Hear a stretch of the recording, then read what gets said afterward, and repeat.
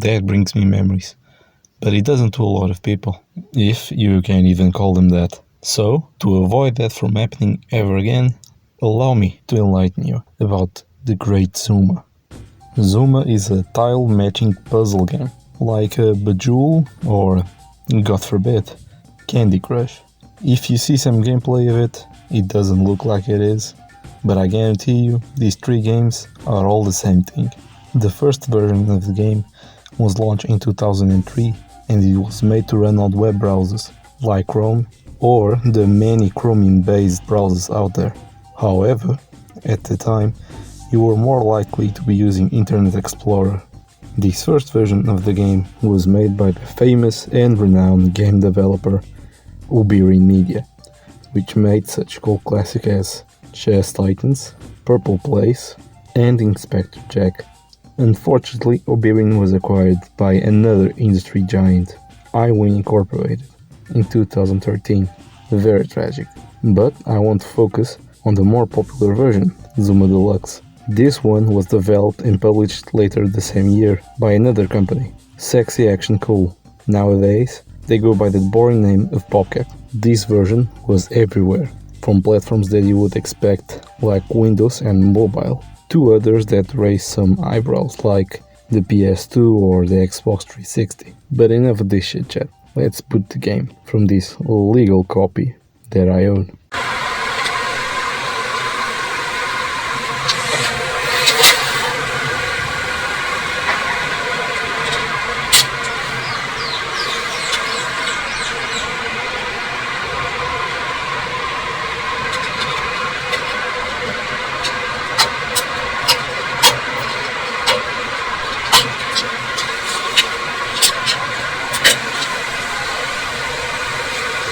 The first thing we are greeted with is a window requesting my full legal name, that I happily gave it away.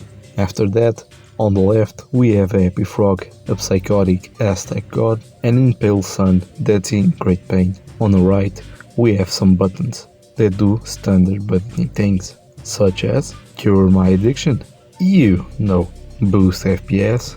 I will look at it once, and this is what I came for. The Gauntlet is a survival mode, in which you select a level that you unlock by playing the story mode and try to survive as long as you can while it gets progressively harder, with the goal of getting the highest score possible. You can also start in specific difficulty if you want. On a bit of a side note here, in the options you can toggle 3D acceleration, which, basically, it spins this skull sprite so that the bottom of his mouth is facing the line and turns the static sprites of balls into animated ones. I personally much prefer the static sprite, but it seems the developers were divided on this topic, or it was just an oversight. When you select a level in the Gauntlet, you have a preview of the level, which is just a screenshot of the game. In almost all levels, they use screenshots with 3D acceleration turned off. However, there are 2 levels that 3D acceleration is on. I don't know what happened here, and we'll probably never know, but I won't bring this up since it seems no one online has ever noticed it. The adventure mode is the story mode of the game. You complete levels in temples, and temples come in sets of 3. When the set is completed, you get some dialogue and unlock the next set. Entering the first one, the game shows a tutorial on how the game works. It goes as follows. Here you have a frog, which his name is Iron Frog, and apparently he has a girlfriend too. And you control him to stop this line of balls to enter the skull's mouth by spinning the frog with your mouse and press left click to shoot the balls out of his mouth. Now, if you're a moron and right clicked instead, you might discover that you can switch your current ball to the ball on your back. This ball is actually the one that you will load to be shot next after shooting the ball that you have in your mouth. Speaking of balls, there are a lot of different balls that do neat things when you destroy them. Some explode, change the fabric of time, push other balls back, and this one is completely useless to pro players such as myself. No one needs that. Okay, but I hear you say, how do you destroy the balls? Well, you have to shoot a continuous line of 3 or more balls of the same color with the ball of that color, and poof, they disintegrate. You can also shoot in the other places of the line with different colored balls to form your own 3-ball line. If there are none, there is also a combo system. When you destroy some balls, they leave a gap in the line, where the one in the front will stop waiting for the ones in the back to catch up. However, if the two ends of each side have the same color, they will attract each other. Furthermore, the line will be pushed back a little bit, and if they form a 3+ ball line, they will be destroyed and leave a gap in the line. If the two ends of each side have the same color, they will attract each other and repeat the cycle. Nice. There is also this bar at the top that can be filled up once per level by scoring points. You can get points through destroying balls, performing combos, or shooting this coin that sometimes spawns. Once filled, it will push the line back, like this ball does. Now that we got acquainted with the main mechanics of the game, let's take a look at the levels the game has to offer. And let's put it in a tier list, why not? The game starts solid with Spiral of Doom. This level is just a spiral with a skull at the center. It is very forgiving for new players, but when you mess up, it always feels like it was your fault, making not frustrating. The coin placement are easy to reach, the visuals are simple but pleasant, and, in harder difficulties, it becomes a bit challenging but not too difficult. Hospitality and Riverbed Mosaic are kinda generic. They don't have any massive flaws, but also there's nothing that stands out here.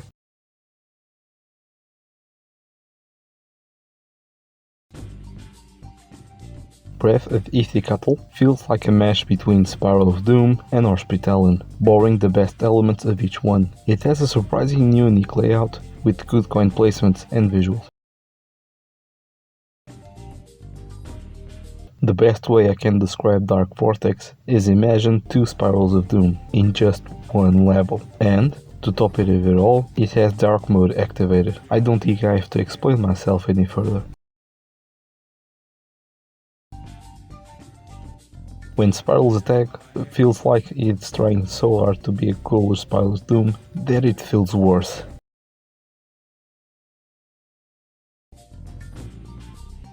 Mudslide is the first level that introduces elevation changes to the player in an easy way to digest, using these tunnels/bridges that I enjoy very much. This makes the level pleasing to play at any difficulty, unlike some other levels later on. As for the visuals, they look more like feces instead of mud, but I can overlook that.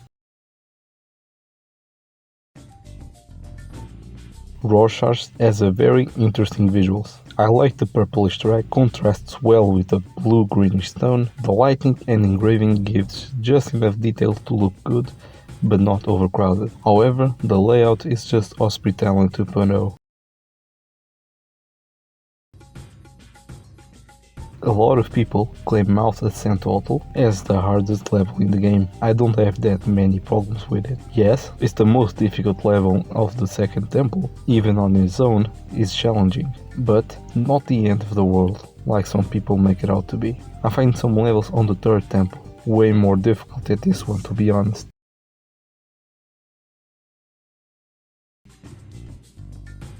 Snake Pit doesn't do anything wrong, it just feels boring. If Spiral of Doom had a family, when Spiral Attack would be the younger sibling, looking up to his older one. Dark Vortex in Snake Pit would be the parents, in a happy and stable marriage. They would live in a nice house, in a good neighborhood, but once in a while they would get visited by the mentally deranged cousin. Who the frick let this slide to quality control? As I said before, when you shoot the ball at the line, and it hits another ball, the ball you shot gets placed in the line either to the left or right, depending how much to the left or right the ball you shot hit the ball on the line. If you hit two balls, the game just places the ball between the two balls hit. In a line or a gentle curve, this works flawlessly. On the outside of the tight curve, it isn't much of an issue. However, when it comes to the inside of a tight curve, it is a problem. Let's say you want to hit a ball at the center of a curve. If the curve is tight enough, it is impossible to hit the ball because the adjacent balls. You see, on a curve this tight, the adjacent balls get so close to each other that the ball you shot will always hit one of them before hitting the ball in the center. Fortunately, there's only one instance of this happening in the game. So, why am I bringing this up? Well, the scenario I showed before, the frog is at a 45-degree shooting angle. However, if the shooting angle is different, you don't need curves to execute for this to be an issue. This issue can be found before landing pad, but not to the degree on this level. For that, I will put it in here.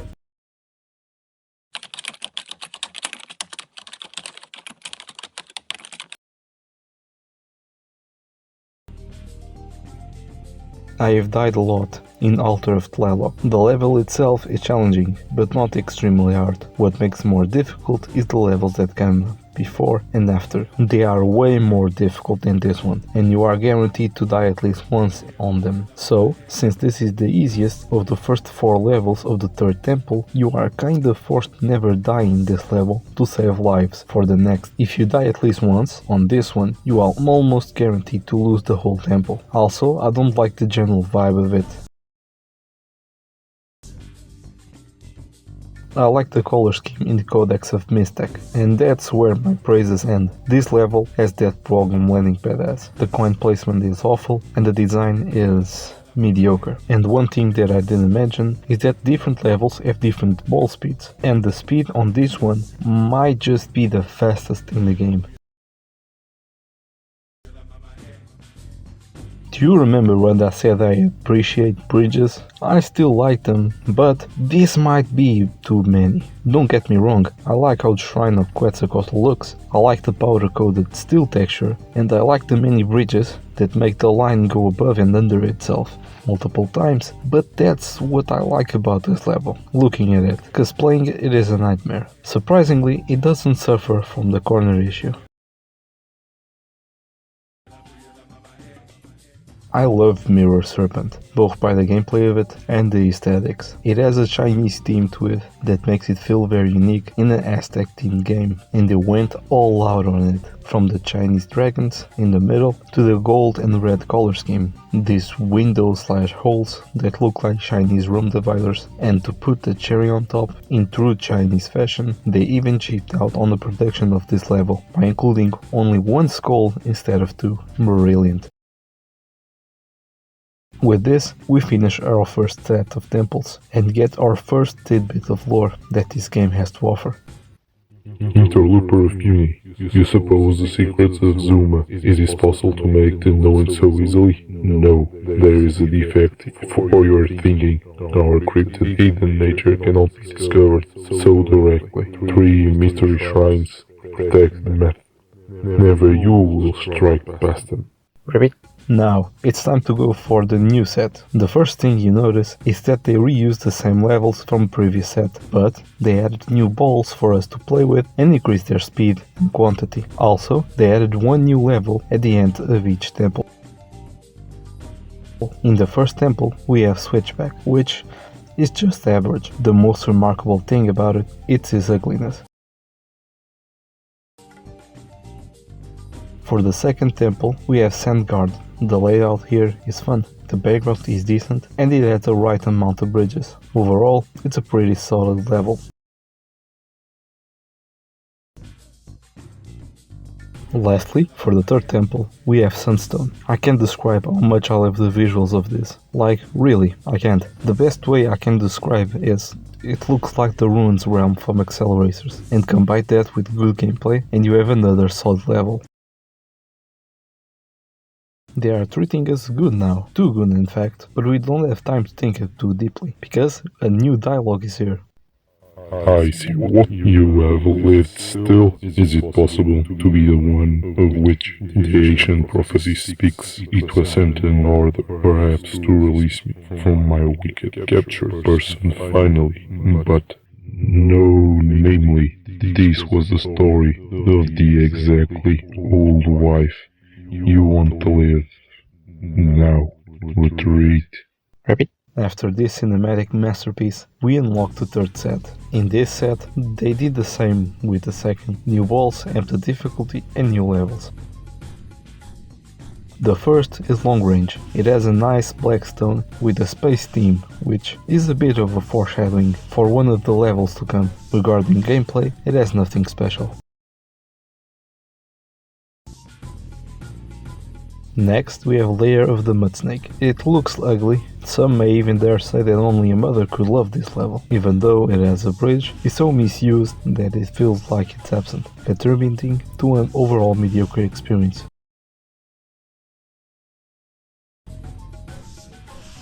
To wrap this setup, we have Zumatic Exodus. In all other levels of the game, you have the balls coming from outside of the screen, with the skull at roughly the center, with a frog besides it. However, in this specific level, the skull and the origin of the balls are swapped, and it works very well. The visuals are better than average, but aren't the best the game has to offer. In terms of difficulty, I find it a bit tricky, but not super difficult. Oh boy, let's see what the story has for us. As for me, it is not possible to believe your power, namely, that it's large, but there is one more temple, which you do not find, that the Zuma, deeply buried under the land. It was hidden. It is a temple of secret. You, the final temple, must fight in order to take the cover of position of my jail. Rabbit? I feel like having a stroke reading this. Anyway, we unlocked the 4th set. Unfortunately, or fortunately, we don't get neither new levels or new balls, but we sure got the difficulty cranked to 11. I haven't talked about this, but the difficulty in this game just suddenly spikes out of nowhere. To illustrate this, let me show you. This is how long it took me to finish the 1st and 2nd sets. This is how much the 3rd set took, and this is how much just the 1st and 2nd temples of the 4th set took. And you see, this is all for the 3rd temple. I died so much in this temple that I just decided to look up strategies to cheese my way out of this, but there weren't any. The best advice I've seen was just replay the whole freaking game from the very beginning. Get as many lives as possible and brute force your way through. I've entered the temple with 27 lives. By the time I reached the shrine of Quetzalcoatl, I had 23. Mirror Serpent, 14. I was seeing my life flash before my eyes. The final temple of Zuma was struck. Your extreme power is not possible to be defeated.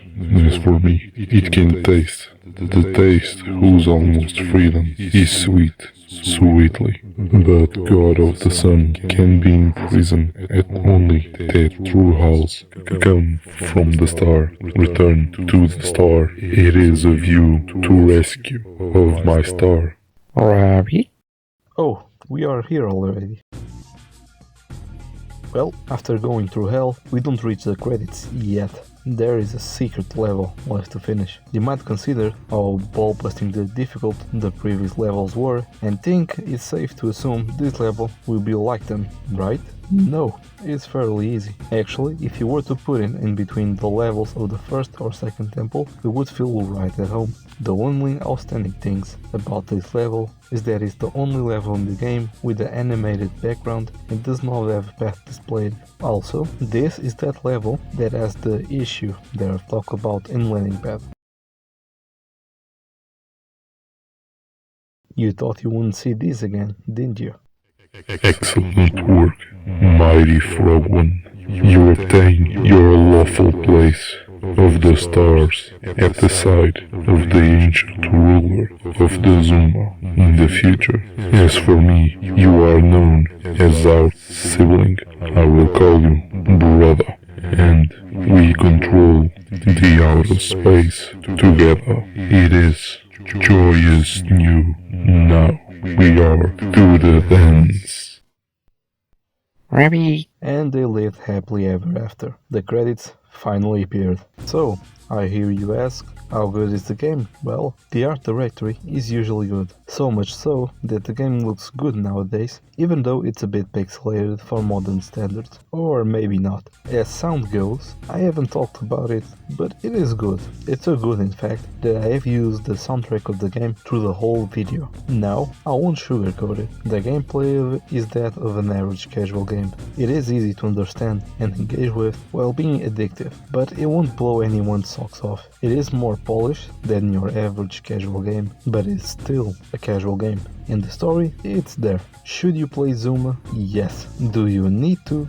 No. If I had to give it a score, I would give it like a 6.35. It is more polished than a mediocre game, but it's not good enough to be considered good. With all of that being said, off I go. When do I return? I have no idea. Until next time.